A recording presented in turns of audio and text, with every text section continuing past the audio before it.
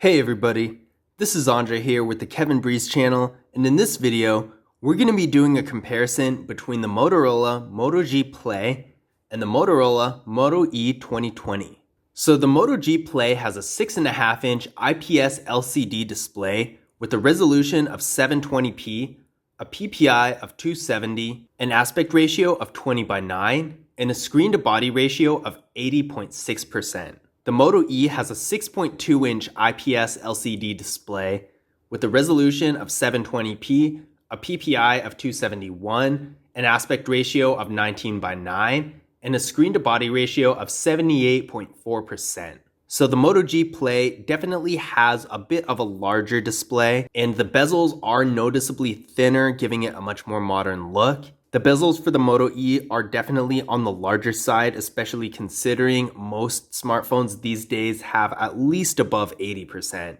Really, the Moto G Play isn't a whole lot better, since with its screen-to-body ratio even, the bezels are still on the thicker side. Definitely one advantage the Moto G Play has is it has a much larger display, so with content consumption like video streaming and that type of stuff, it's definitely going to look a little bit better. Now, both of these phones have a 5-megapixel front-facing camera. We see here it is a water drop notch. I'm not a big fan of the water drop notch. I do think the hole punch look is a lot better. Makes it look a lot more modern, whereas this one just looks a little bit messy, I would say. Now, both of these phones have 32 gigabytes of internal storage with microSD expansion. This is really not that much space. I would say 64 gigabytes is a good minimum.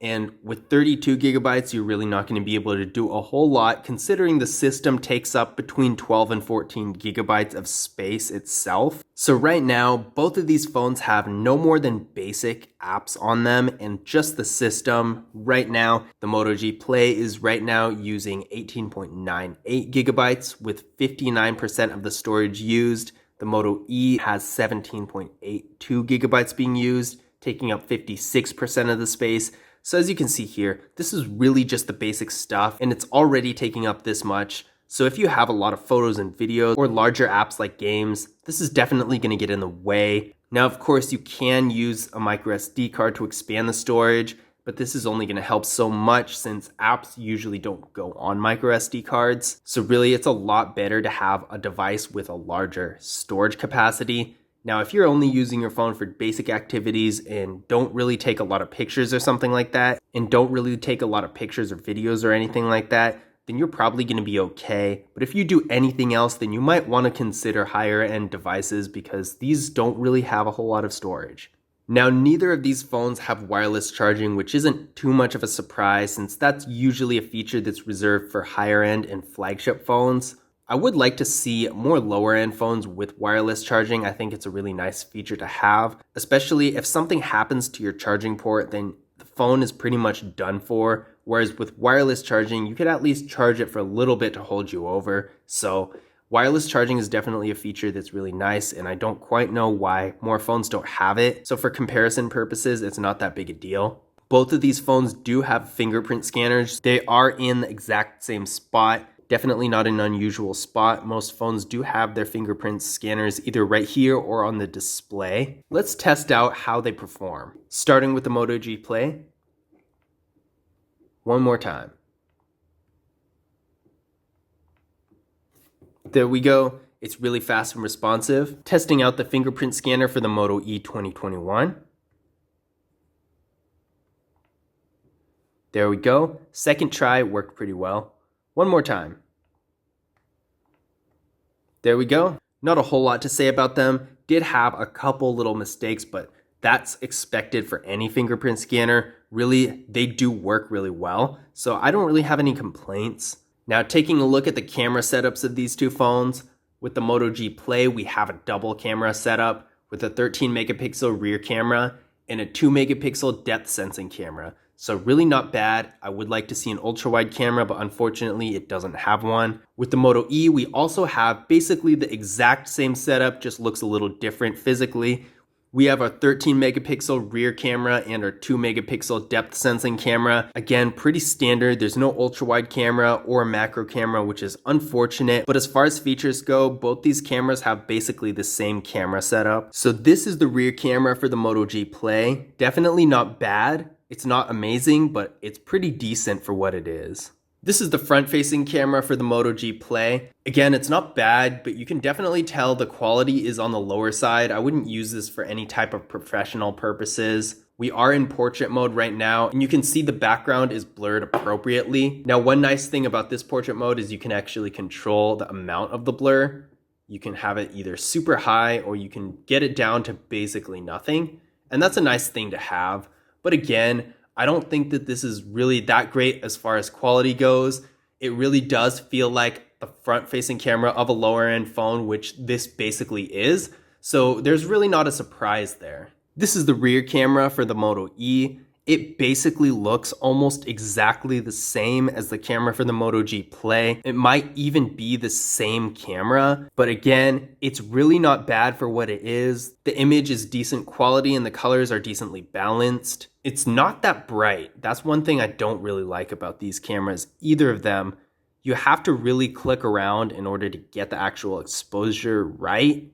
So I wish it wasn't like that, but again, it is a pretty low-end camera. But again, this is definitely a more entry-level phone, so it's not really that much of a surprise. This is the front-facing camera for the Moto E. This one is actually surprisingly a tiny bit better, and I think it's mostly because the image is a little bit more crisp. Now, this is almost the other extreme from the Moto G Play. The Moto G Play was a little bit blurry, whereas this one is so sharp that it actually doesn't look good because of that. It's almost like if you take any photo editing app and turn the clarity of it up too much, then that basically describes how the front-facing camera of this phone looks. I've definitely seen worse, and I would say that it's a little bit better than the Moto G Play, but really it's not ideal, and I still wouldn't use this for any type of professional purpose. Whether it's social media or a website or whatever the case may be, I don't think that it's really good enough for that. For casual use, just sending a picture to a friend or something like that, I guess it is okay. And the same does go for the Moto G Play. They're basically the same level in that regard, but it's really not that impressive. This is the portrait mode. Again, it's nice because you can control the blur of it. Even though this one looks a lot more crude than the Moto G Play, it's basically the same function and it does the same thing. I do like the portrait mode in this, even though this picture is just so obnoxiously sharp that it's a little bit distracting. It does look a little bit better in contrast with the blurred background on portrait mode, so that's kind of cool.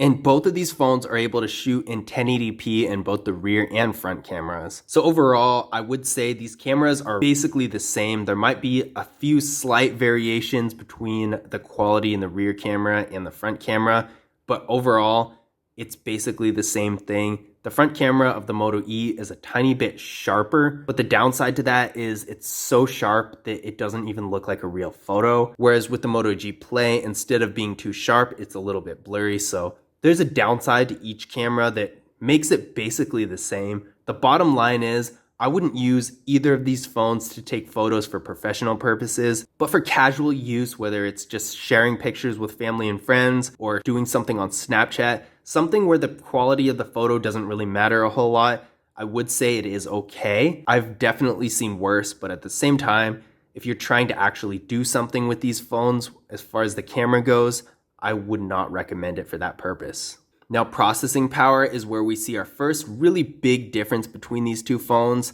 Internally, the Moto G Play is getting 3 GB of RAM with the Qualcomm Snapdragon 460 processor. We did Geekbench 5 benchmark tests on both of these phones. The Moto G Play came back with a single core score of 219 and a multi-core score of 1058. The Moto E is getting 2 GB of RAM with the Qualcomm Snapdragon 632 processor. It came back with a single core score of 230 and a multi-core score of 787. So there's definitely going to be a noticeable difference in performance between the Moto G Play and the Moto E. The Moto G Play, while it's not really that fast in comparison to other phones in the market, it's definitely faster than the Moto E, and you're really going to see that. So whether you're doing basic activities like web browsing or content consumption like video streaming, that kind of stuff, you're still going to notice a pretty big difference between these two. The Moto G Play is going to be a lot faster, as we're about to see. So seeing Geekbench scores is one thing, but seeing the phones in action is another. So we're going to test a few web pages and see how these phones perform. So we're going to open Google Chrome first.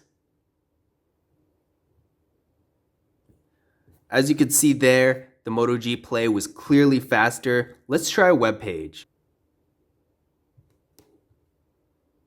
It was really close there, but by a tiny bit, I do think the Moto G Play was faster. We're going to try one more page.